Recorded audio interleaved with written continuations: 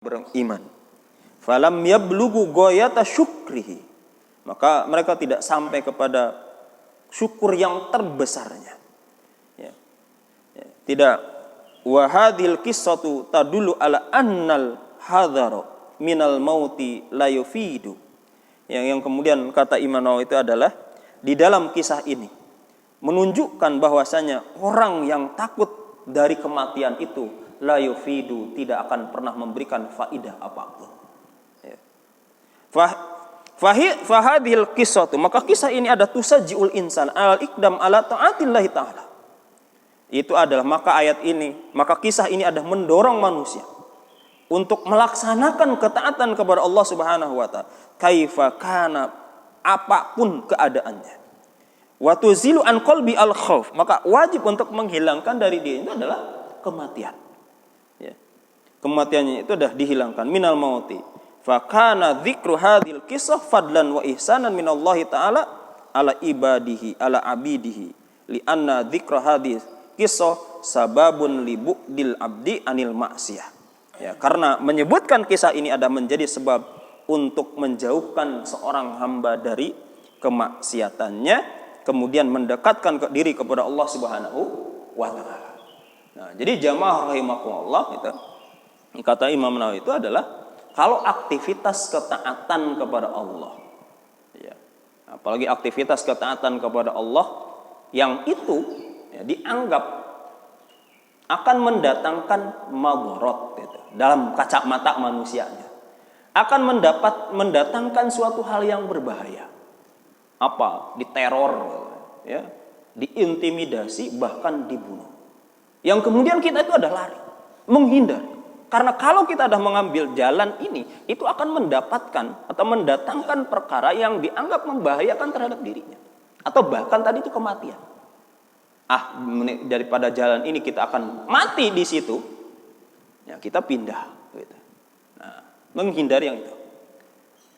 Nah, maka kisah ini itu sudah seperti itu. Jadi orang yang tadi takut melaksanakan ketaatan kepada Allah berupa jihad ada di tengah-tengah Bani Israel tadi itu, yang perintah dasarnya adalah melaksanakan ketaatan kepada Allah, tapi konsekuensinya itu memang dianggap adalah bakal mati kalau berada di situ. Baik itu ada menghadapi musuh ataupun masuk ke tempat tadi itu adalah karena wabah. Kalau kena wabah itu nanti mati. Nah, mendingan kita jangan ke sana. Kita membangkang juga Allah Subhanahu wa taala. Dan mati juga ternyata di tempat ini adalah mati juga.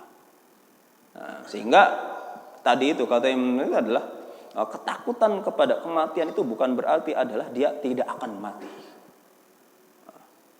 Jadi kalau melaksanakan ketaatan itu yang penting itu berada dalam sebuah ketaatan, kemudian mendapatkan pahala, tidak dihinakan oleh Allah Subhanahu wa taala. Nah, mungkin seperti itu hikmah dari ayat ini, karena nanti di ayat-ayat berikutnya Allah memerintahkan kepada orang-orang beriman melaksanakan ketaatan yang tadi itu dianggap dalam pandangan manusia itu konsekuensinya adalah hal-hal yang tidak mengenakan. Yang kemudian Allah nanti diceritakan bagaimana kisah yang terjadi di tengah-tengah orang Bani Israel antara orang soleh menghadapi para diktator ataupun orang-orang jahat di tengah-tengah mereka itu. Wallahu a'lam bissawab.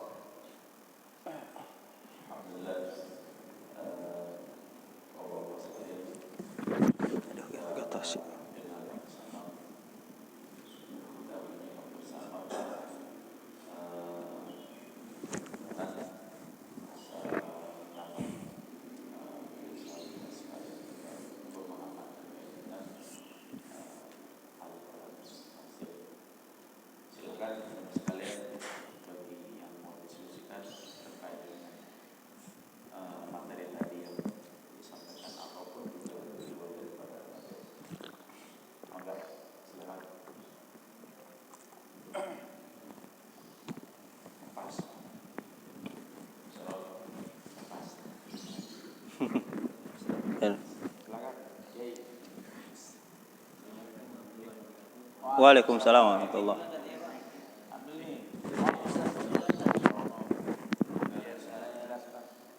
Terkait tadi Ustaz, mengenai ayat 240 disebutkan bahwa yang meninggal si suami itu meninggalkan untuk wasiat. Kalau tadi sampaikan ada harta-harta, mengenai harta yang ditinggalkan tadi saya sempat mendengar ketika dia punya anak di kisaran 1/4, punya anak 1/8. Pola pikirnya kita awam, suami meninggal hartanya jatuh ke istri. Kalau dia punya anak, istri mempunyai hak keseluruhannya. Pikir kita yang awam itu. Kemudian dia punya anak, anaknya berapa, pola pikir kita juga yang awam tuh sudah, selagi masih ada ibunya, itu anak nanti tahan sampai orang tuanya keduanya meninggal, baru harta waris jatuh ke anaknya. Makanya sering orang tua masih ada, udah yang si ibu nih, orang tua masih ada, ibunya masih ada, masih bahas warisan, bahasa seperti itu Ustaz. Jadi sempat kompleks itu, bagaimana sih sebenarnya di Islam mengajarkan warisan seperti itu Ustaz? Ya. Paling salah terkait dengan hukum waris. Ya. Pertama, mungkin kita berangkat dari yang namanya adalah kepemilikan. Ya, pemilikan harta. Maka ada yang disebut dengan al-milkiyah al-fardiyah, kepemilikan individu. Nah, jadi ketika seorang suami dia memiliki harta tadi, ya, dia itu memiliki harta kan ada sebabnya, orang kerja dapat harta dan seterusnya. Ya, yang kemudian ketika dia itu memiliki harta, kemudian ini si istri, ya, istri itu dia mendapatkan harta, ya, sehingga bisa kalau dia bekerja berarti dia memiliki harta hasil kerjanya. Atau bisa juga diberi dari suami, diberikan kepada dia. Nah, sehingga pertama yang harus kita jelaskan pertama itu adalah terkait dengan kejelasan mengenai kepemilikan. Pertama itu. Nah, kemudian yang kedua, si istri tadi itu, kalau seorang istri dia memiliki hak dan yang menjadi tanggung jawab suaminya itu berupa nafkah, tempat tinggal, makanan, pakaian, ya kan itu kewajibannya. Ternyata meninggal contohnya, meninggallah si suaminya. Nah, maka di dalam Islam itu ada yang disebut dengan tadi, yang disebut dengan hukum waris. Ya, hukum waris itu diantaranya itu kalau dalam konsep itu adalah menjadi sebab perpindahnya kepemilikan ataupun sebab orang itu memiliki harta dari harta orang lain. Itu namanya waris. Yang kemudian oleh Allah Subhanahu wa taala itu dirincilah siapakah yang menjadi ahli waris itu. Baru jadi ahli waris itu siapa? Pertama ya istrinya. Kalau istrinya yang meninggal, ahli warisnya itu ada suaminya, salah satunya. Nah, istrinya, kemudian anak-anaknya.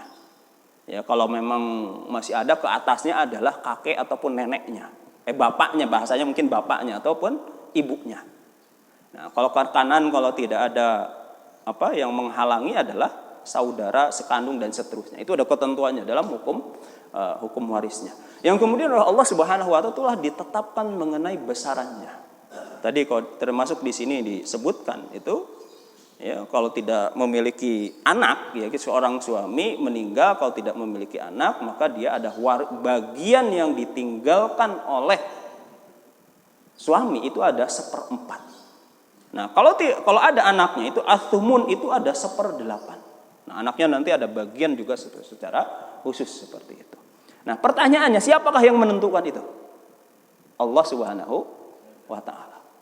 Artinya bahwasanya harta ini karena pemiliknya sudah tidak ada, maka hukum asal itu kembali lagi kepada Allah. Harta ini menjadi milik Allah. Yang kemudian oleh Allah dibuatlah sebuah mekanisme distribusi harta yang pada asalnya itu tidak ada, disebut milik pemiliknya yang sudah meninggal. Maka dibuatlah tadi itu yang disebut hukum warisnya. Nah, artinya adalah ada setiap orang itu memiliki hak hak kepemilikan dari harta tadi. Ya, si istri haknya sekian, anaknya ada sekian, sekian dan sekian. Artinya itu, ya, kalau melebihi kepada angka yang telah ditetapkan oleh Allah, berarti adalah dia tidak memiliki hak, jatuhnya ada hak haram. Itu yang harus dipahami. Hak saudaranya dan seterusnya adalah diambil contohnya. Karena kita tahu bahwasanya yang kalau pertanyaannya apa yang menyebabkan harta itu halal dan haram bagi kita, sesuai ataukah tidak dengan hukum syara, kan begitu. Sesuai atau tidak dengan hukum syara, itu yang menentukan hukumnya itu adalah menjadi halal ataupun haram. Nah, maka ditentukan itu angka-angkanya seperti itu. Nah, adapun terkait dengan kalau sudah jelas seperti itu, yang jadi masalah berikutnya itu memang adalah kapan pembagian itu. Apakah harus segera ataupun kapan? Ya. Walaupun sebagian membolehkan untuk ditunda sekian waktu, ya boleh saja contohnya. Ya. Segera, ya boleh juga segera. Ya. Ya, segera itu ada dibagikanlah sesuai dengan apa yang telah ditetapkan oleh Allah Subhanahu wa taala angkanya. Nah, biasanya kalau yang jadi masalah berikutnya itu adalah kalau yang meninggalnya bapak atau suami meninggalkan istri, kemudian ibu siapa yang ngurus? Siapa yang memberi makan? Nah, ini ada pemahaman yang berikutnya yang harus ditanamkan. Itu adalah ketika seorang suami meninggal, kemudian bapak meninggal, maka siapakah yang memiliki tanggung jawab untuk mengurus seorang ibu? Tidak diri itu adalah anak laki-lakinya, terutama adalah yang paling besar, yang menjadi wali untuk ibunya. Artinya anak ini ada memiliki tanggung jawab menggantikan posisi bapaknya selama dia belum menikah, menggantikan posisi bapaknya, ngasih makannya, ngasih minumnya, ngasih makanan, ngasih tempat tinggalnya dan seterusnya. Yang jadi masalah sekarang itu kan kita ada merasa tidak tahu, merasa tidak mau tanggung jawab terhadap ibu kita. Sehingga ketika dibagikan seperti tadi sesuai dengan syariat itu ada banyak keberatan-keberatannya kan begitu. Keberatan-keberatan. Coba kalau kita bayangkan tadi ketika tanggung jawabnya itu jelas pindah kepada anak laki-lakinya, kan nggak ada masalah.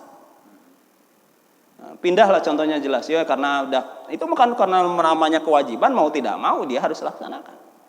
Ya kerjakanlah, contohnya kerjakan. Ketika pembagian seperti tadi, si ibu punya hak tadi 1/4 atau 1/8 dikasih, anaknya punya haknya, nanti kita digunakan dan seterusnya. Nah, biasanya yang jadi masalah itu tadi, karena ibunya mau tanggung jawab siapa? Tanggung jawab anak laki-lakinya. Ya, itu dalam Islam itu begitu jelas gitu. Jadi jangan dianggap tanggung jawabnya sendiri, udah nggak ada yang ngurus gitu. Yang anaknya semaunya dan seingatnya gitu. Ya pasti menimbulkan masalah seperti tadi. Tapi kalau sudah jelas seperti tadi, posisi kewajibannya ada seperti tadi itu. Ya. Ya, itu yang harus dijelaskan terlebih dahulu. Ya. Jadi sekali lagi kalau ibunya yang meninggal ya anak laki-laki yang bertanggung jawab. Tadi makan, minum dan seterusnya. Nah, baru setelah itu apakah segera ataukah tidak? Ya. Kalau mungkin karena pelaksanaan syariat itu segera lebih baik. Walau bagaimanapun itu adalah kalau ditunda-tunda itu suka menimbulkan masalah berikutnya. Apalagi kalau ditundanya itu sampai meninggal juga ahli warisnya. Kan begitu. Yang mau tidak mau biasanya adalah menjadi pemicu terkait dengan keretakan hubungan kekerabatan kita. Ya, kekerabatan kita adalah menjadi retak karena apa? Masalah warisan. Ya, apalagi yang bapak punya anak ya mungkin karena ditunda ini karena mengedepankan perasaan lagi baik, ternyata si anaknya itu punya anak lagi. Bapaknya ternyata meninggal ini. Nah, berarti dia itu punya hak dari harta bapaknya ini di sini. Kemudian ribut di cucunya. Kan biasanya begitu. Udah ribut di cucunya karena ini harus dibagikan dulu dari atas ini kepada bapaknya. Bapaknya nanti berapa bagian dari warisannya tadi itu. Jangan pula sampai mengambil hak orang. Ngambil hak orang karena merasa saudaranya yang lain itu adalah tidak terima. Ya, karena bapaknya itu harusnya segini. Itu ada harta saya sudah keambil sama bapak kamu. Tambah lagi urusannya, dituntut dan seterusnya. Sehingga itulah yang kemudian di kita itu suka menimbulkan masalah cekcok yang kemudian keretakan kekerabatan di kita. Ya. Akhirnya dosa berikutnya putus silaturahminya, kan begitu. putus silaturahminya. Awalnya baik karena mengedepankan perasaan bukan ketaatan kan. Perasaannya baik ya karena masih ada itu gak enak. Untuk kesana-sananya kan biasanya begitu. Nah, itu salah satu hikmahnya. Walaupun ya kalau sesama paham terhadap hukum syariat, ketaatan kepada Allah ya, menghindarkan ketamakan, kerakusan terhadap harta ya bisa saja dihindarkan. Tapi kalau urusan duit sama harta maka biasanya nafsunya lebih besar dibandingkan yang lainnya. Ya, nggak ada, kalau kata orang katanya duit itu nggak ada saudaranya. Ya, seperti itu. Jadi posisinya begitu. Nah, hukum waris itu ada salah satu menjadi penyebab orang memiliki harta itu hak halal dan haram itu karena Allah yang menentukan. Nah, jadi solusinya bagaimana kayak tadi itu tadi terkait dengan ngurus terhadap seorang ibu itu tanggung jawab anak laki-lakinya. Aslinya begitu, makan, minum dan seterusnya, tempat tinggalnya dah ibu. Selama ibunya itu belum menikah lagi. Kalau udah menikah ya tanggung jawab suaminya. Gitu. Nah, yang jadi masalah sekali lagi itu kita itu adalah tidak memiliki kesadaran untuk bertanggung jawab kepada ibu kita. Suruh hidup sendiri menanggung segala macam. Akhirnya kalau kita bagikan seperti tadi jadi beban berikutnya. Iya. Jadi gitu. Wallahu a'lam bishawab.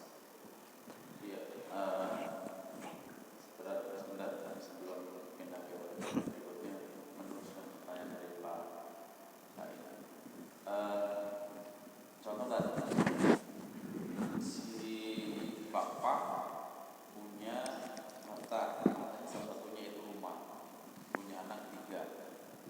Ini kasus di lapangan. Punya anak 3, terus bapaknya meninggal. Si rumah itu dijual, terus dibagi-bagi tuh, si anaknya, ya dia bukan yang pertama tapi yang paling kecil, cuman laki-laki, yang 2 perempuan, kakak-kakaknya. Nah, dibagi-bagi tuh sesuai dengan hukum syarat tadi. Nah, si ibu ini karena anaknya nggak paham dengan itu, yang paling kecil, ada si ibu ngikutin anak yang perempuan. Pertanyaannya adalah, apakah itu tidak mendolimi istrinya, si almarhum gitu ya? Dijual dulu gitu ya? Apa bagus tadi kayak pakai itu nunggu meninggal dulu ibunya baru dijual ya, baru itu. Kan akhirnya kalau dijual dulu si ibunya belum terlunta-lunta kan masuk ke ya tadi ya emang bapak Ham tadi itu ya, apakah tadi itu nunggu dijual, nunggu meninggal dulu, apakah bagusnya ya ini bagi pandangan orang cerita begitu, apakah nunggu bagus dulu atau tadi dibagi-bagi dulu, terbaiknya yang mana? Ya, yang pertama memang adalah harus memahami terhadap konsep hukum syara terlebih dahulu. Nah, jadi itu yang terbaiknya. Baik itu adalah terkait dengan pembagian seperti tadi itu. Kemudian kedua adalah tadi terkait dengan menanggung ya, ataupun bertanggung jawab terhadap ibunya.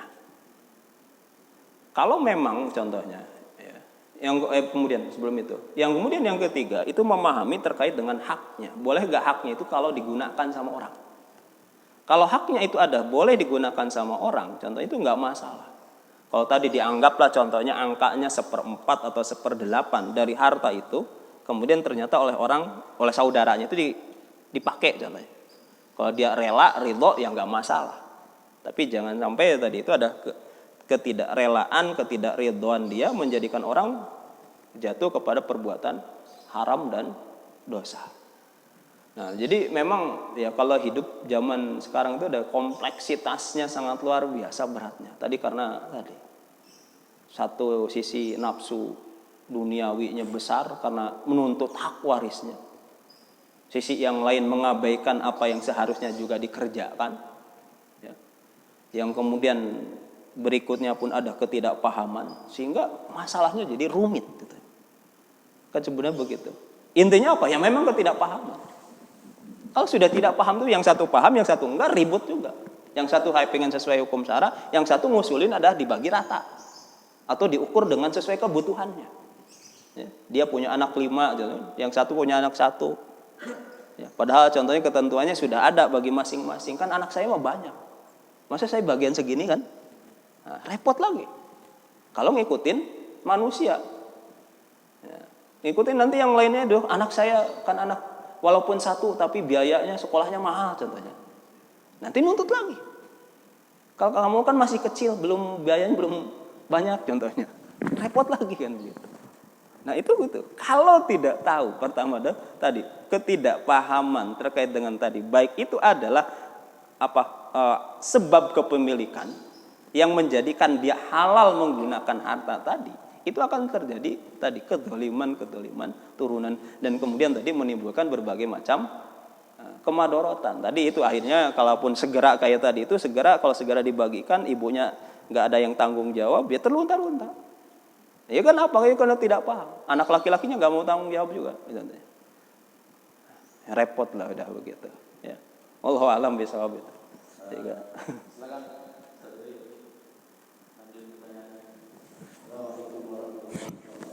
Waalaikumsalam warahmatullahi wabarakatuh. Masih nyambung pertanyaan daripada Bapak Said. Punya sambung-sambung nih. Mengenai ayat yang tadi dijelaskan mengenai ayat tentang seorang suami yang akan meninggalkan rumah untuk berjihad atau sehingga takut khawatir mati, maka diperintahkan ada kewajiban untuk berwasiat, dan seorang suami masih berkewajiban untuk memberikan nafkah selama masa iddah berlaku. Nah, ayat tadi jelaskan masa iddahnya 1 tahun. Seorang suami khawatir takut meninggal dalam peperangan. Pertanyaannya, ayat yang tadi itu dimansuh atau dihapus, pasti ada latar belakangnya. Tadi daya tangkap bayar belum dijelaskan mengenai apa asbabun nuzulnya. Ayat yang menjelaskan tentang iddahnya 1 tahun dimansuh sehingga berubah menjadi seorang istri yang ditinggal suaminya iddahnya itu 4 bulan 10 hari. Jadi pertanyaan saya, asbabun nuzulnya itu seperti apa sehingga ayat tersebut dimansuh? Ya, terima kasih. Waalaikumsalam warahmatullahi wabarakatuh.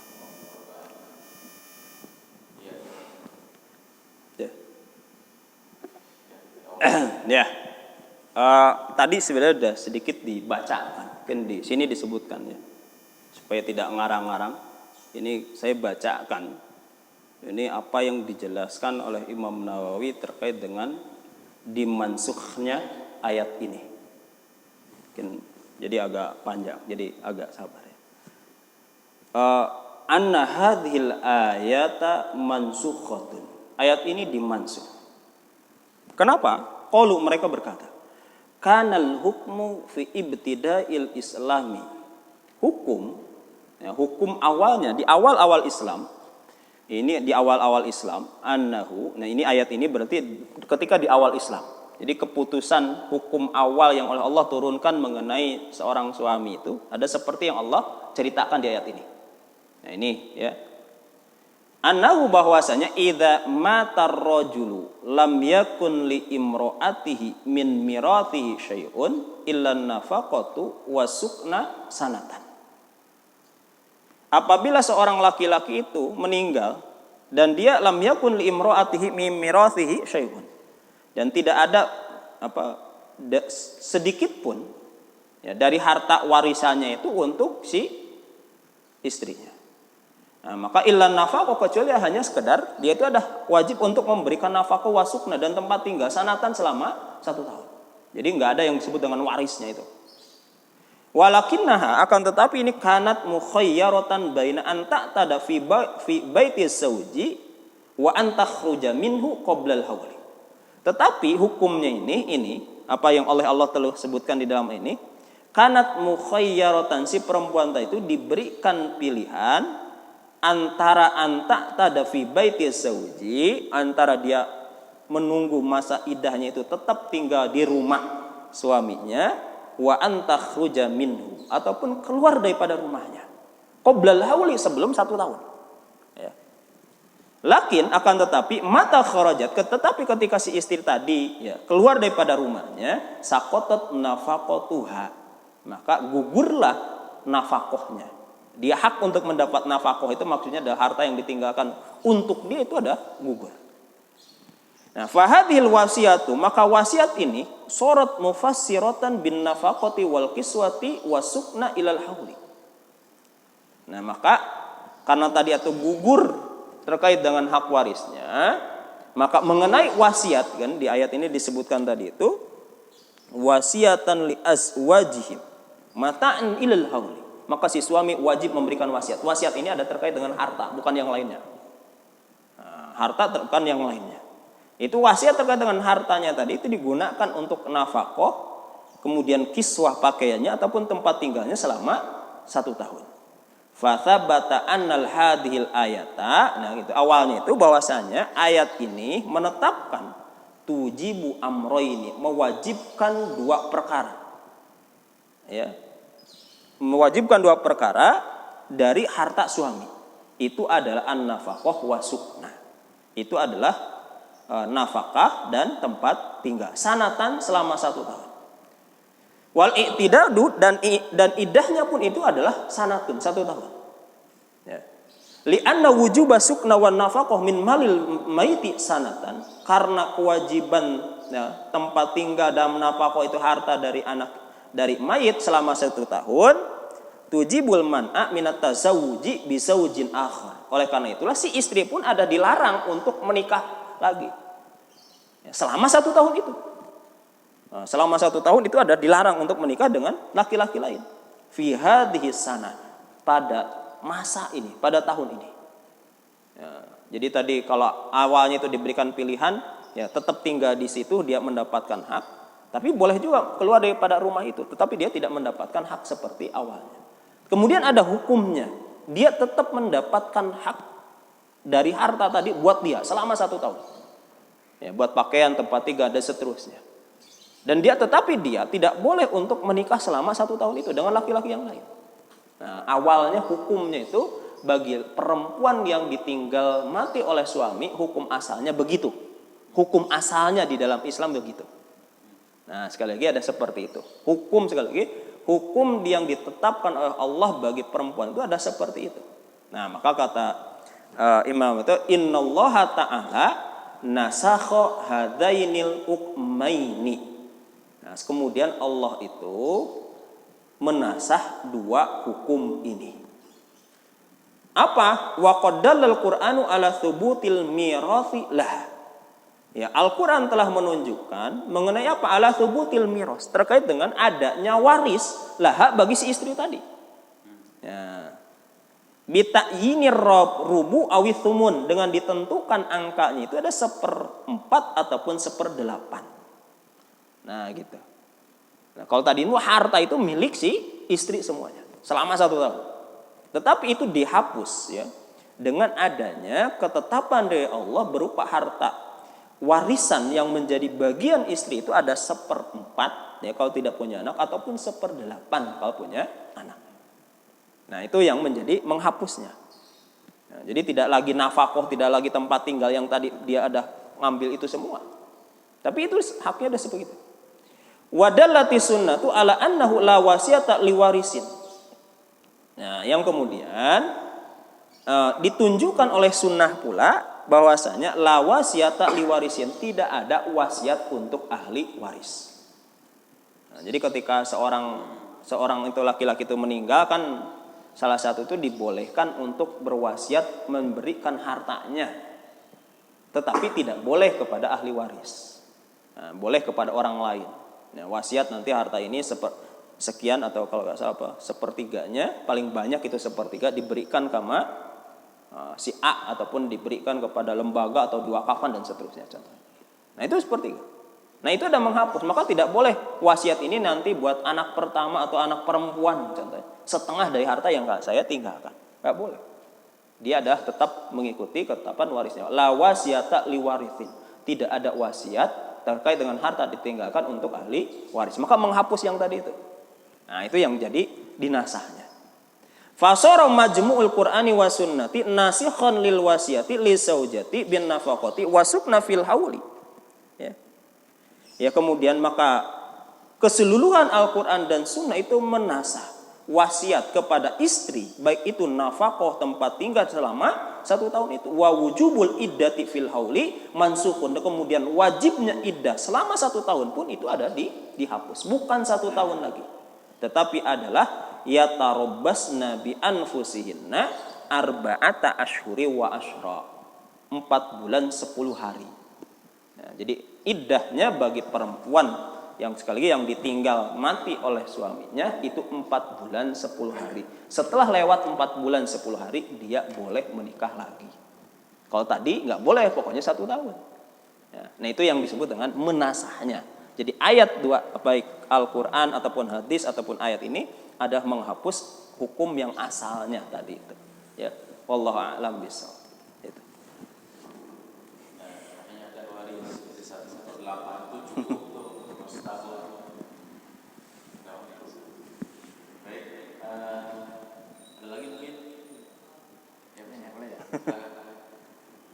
Tergantung itu. Semuanya terkait dengan ada orang pegawai.